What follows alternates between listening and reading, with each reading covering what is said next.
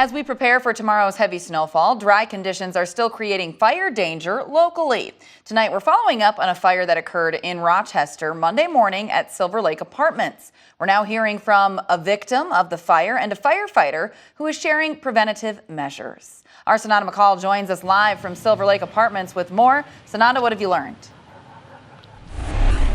Hey, Cami. Well, if you take a look here, this window was actually the window to Ralph Hodges' home, his bedroom, actually. And if you can see there is still some black burnt marks of coming from the fire that did take place, indicating just at least some of the damage that took place. Now, it was also the same window that firefighters were at, hoping to stop the spread of any further flames going into the rest of the apartments. Now, Ralph Hodges also says that he was away at a store Monday morning when he received a call from a friend asking what was happening at his home, and upon his return, Hodges said he found flames. Now, the video that you see here on your screen shows fire crews on the scene up on ladders and rescuing occupants from third-floor apartments. There is a stairwell that actually passes right by Hodges' unit. A majority of his belongings were in his bedroom. Those items, he says, are a complete loss. He said everything beyond his bedroom has smoke damage but can be repaired. He also says the fire may have been caused by an electrical outlet that might have had too much pressure. Hodges says now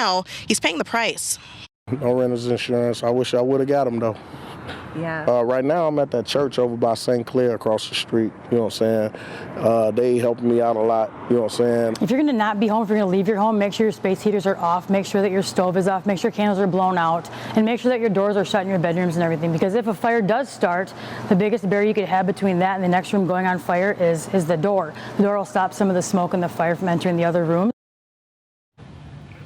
And Cami, this is just one of several fires that have already occurred to an apartment this year in Rochester. Luckily, there were no injuries reported. Hodges said he's lucky that he was able to make it out with his life. Live in Rochester, Sananda McCall, KIMT News 3. Yeah, that is such a bummer. Sananda, do you know, does he have any sort of, I know we always talk about GoFundMes, but any fundraiser for him? Because it's so difficult to not have renter's insurance in a situation like this. Yeah. As far as I know, there is no GoFundMe set up. He did say that the church is helping out and they're opening up some sort of case to help provide him with any additional resources that he needs. I asked him what his next step is. He said it's really just to rebuild at this moment. Sure. All right, Sananda, thank you so much. And I'm sure the Salvation Army can also help him as well. And we'll continue to look if there's a fundraiser for him because that's tough without renter's insurance. RFD is also reminding residents in the case of a fire to evacuate your home if a fire alarm does sound.